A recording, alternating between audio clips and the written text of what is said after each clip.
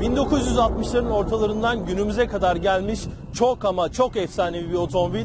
Bugün otomobil dünyamda Ford markası içerisinde kendine özgün adeta bir marka olmuş ve günümüze kadar da bu efsaneyi, bu marka olma geleneğini devam ettirmiş çok özel bir otomobil arkamda duruyor. Ford'un Mustang'ini bugün otomobil dünyamda detaylıca test edeceğiz. Model son nesili test konumuz ve özellikle son nesilde artık biraz daha dinamik bir tasarıma kavuştu. Neden? Çünkü yerini aldığı versiyona göre Mustang biraz daha basık bir profile sahip. Son dönemde birçok üreticide olduğu gibi Ford'un da bu akıma uyduğunu görüyoruz. Bu basık olan profilinden dolayı Mustang kesinlikle çok dinamik bir tasarıma sahip. Zaten Amerikan efsanesi genel tasarımıyla çok beğenilmesinden dolayı bu kadar uzunca zamandır bu efsane olma yeteneğini devam ettirebiliyor. Burada özellikle Mustang'in son neslinde benim çok fazla dikkatimi çeken bir detay var ki o da B sütununun bu otomobilde artık kullanılmıyor olması. Bu durum modele biraz daha hani bilindik o kupe havasını vermiş olsa da bence çok daha modern bir hava katmış durumda. Ve Mustang arkasında da yine çok radikal olmayan bir değişimle karşımızda. Buradaki bu tasarım dili 60'lardan günümüze kadar adeta korundu diyebiliriz ve günümüze kadar uğradığı modern yorumlarla bence hala çok şık görünüyor model.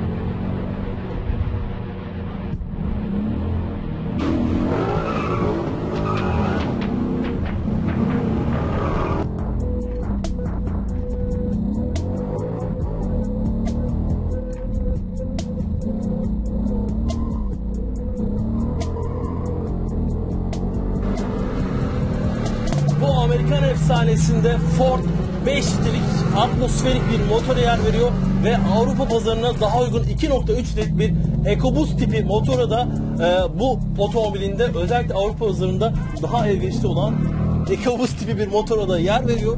Ben bugün 5 litrelik daha güçlü versiyonu kullanıyorum. Wow!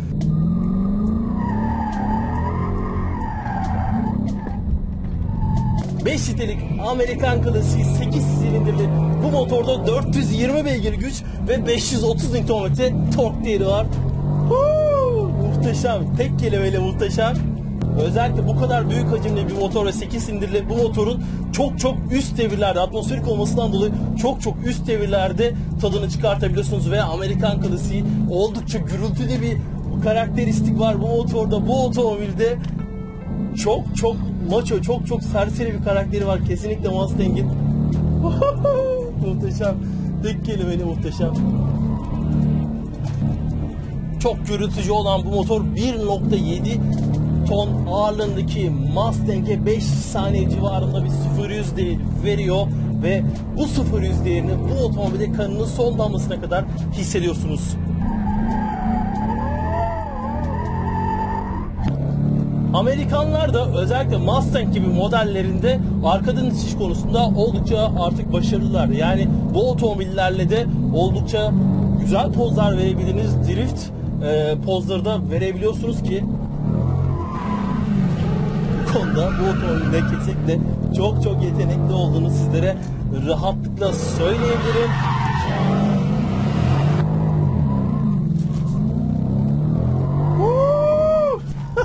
Süper. Burada Avrupalılardan ve Japonlardan en büyük farkı ise bu otomobilin Amerikalıların konforlu olma isteğinde olmasından dolayı bu otomobilde gövde salınımlarını çok fazla hissediyorsunuz. Yani bu kadar yüksek güçlü bir otomobil özellikle konfor bakımından da oldukça iddialı. Viraj limiti özellikle süspansiyonların yumuşak yapısından dolayı bu otomobilde biraz daha düşük Avrupalı rakiplerine nazaran böyle bir karakteristik, böyle bir durum var bu otomobilde. Ancak yanlama yeteneğini çok başarılı buldum bu yumuşak yapısına rağmen. Çünkü bu yaptığınız durumlarda özellikle yumuşak yapısından dolayı ani yön değişimli drift kaymalarında, yanlama eğilimlerinde, daha doğrusu bu otomobilde gövde salınımlarını fazlasıyla hissediyorsunuz.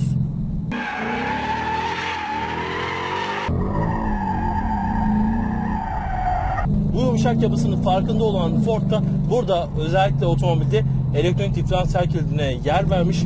Bu kilit özellikle işte o performanslı kullanımlarda gücü arka tekerlere daha optimal bir şekilde dağıtıyor ve bu sayede daha etkileyici, daha güvenli bir tutunma sağlanıyor. Mustang'de duyuyorsunuz, muhteşem bir sesi var modelin. Ben bugün 5 sitelik bu versiyonu 6 ileri otomatik şanzımanla kullanıyorum ama kesinlikle 6 ileri manuel şanzımanlı versiyonunu tercih ederdim. Niye derseniz eğer özellikle manuel kullanımları geçtiğiniz zaman viteslerin, şanzımanın biraz daha hızlı olmasını ve özellikle performanslı kullanımlarda vites düşürmek istediğiniz durumlarda biraz daha üst devirlerde size geri dönüş yapmasını bu şanzımandan bekliyorsunuz, ancak bu haliyle de bu olarak kesinlikle çok büyük.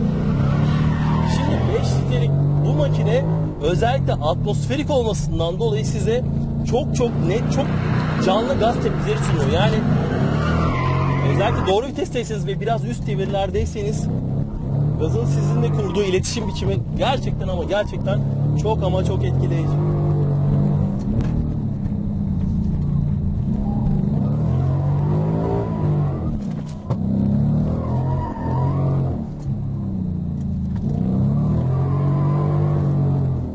Bu otomobil size çok pahalı hissettirmiyor, ancak geleneklerine bağlı olduğunu hissini kesinlikle her detayında Mustang özellikle sürüş sırasında size verebiliyor.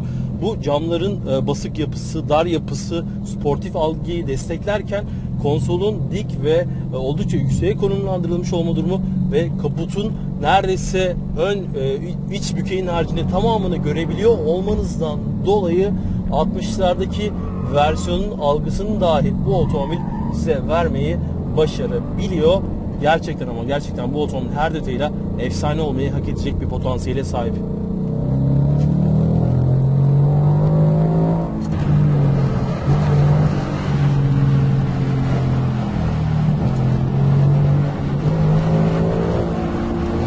Şanzımanı manuel modu aldığınız zaman atmosferik ünitenin tadını fazlasıyla çıkarabiliyorsunuz.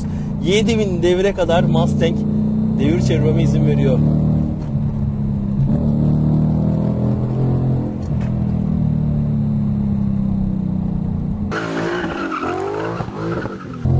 Mustang'de özellikle bu haliyle kullanmadan önce hani önüyle arkasıyla limitte kontrol edebilmenin çok da kolay olacağını düşünmüyordum, ancak kullandıktan sonra bu disiplinde korktuğum kadar da bir karakterisinin çok ürkütücü bir boyutunda olmadığını rahatlıkla söyleyebilirim. Burada otomobilin ön ve arkasıyla kayma disiplinlerini yaratabilme opsiyonlarını size otomobil fazlasıyla sunabiliyor. Yani bu disiplinde otomobille yeterli iletişimi kurabiliyorsunuz. Burada Ford'un Mustang'in de sürüşü iyileştirecek dikkat çekici sürüş modlarına yer verdiğini görüyoruz. Bunlar Sport, Pist, Car modları. Bu modlarda otomobilin özellikle karakteristiğinden ciddi değişimler oluyor. Özellikle Pist modunu aldığınız zaman elektronik sistemler sınırlı düzeyde devreden çıkıyor. Ve özellikle arka taraftaki tork dağılımı biraz daha dengeli yapıya geliyor. Daha güvenli bir sürüş yapabilmeniz adına. Sport modu var bir de. Bu modda biraz daha böyle hani çok stresli olmayan sürüşler yapmak istediğiniz zaman kullanabileceğiniz bir mod, ancak bunlara ek olarak isterseniz otomobilin özellikle elektronik sistemleriyle sürüşü kontrol eden elektronik sistemlerini farklı şekillerde optimize etmeniz de bu otomobilde mümkün olabiliyor. Mesela sadece çekiç kontrolü devre dışı bırakabiliyorsunuz veya sınırlı kaymaya izin verecek düzeyde elektronik sistemleri ayarlayabiliyorsunuz veya isterseniz elektronik sistemleri bu otomobili tamamen çıkartıp devre dışı bırakıp arkadan için tadını çok daha fazla çıkartabiliyorsunuz.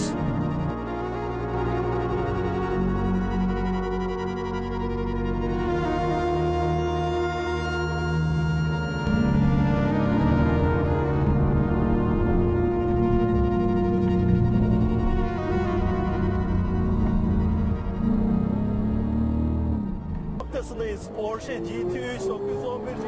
Wow! 9000 devire kadar 475 beygiri çevirmeme izin veriyor bu otomobil. Muhteşem bir ivmeler.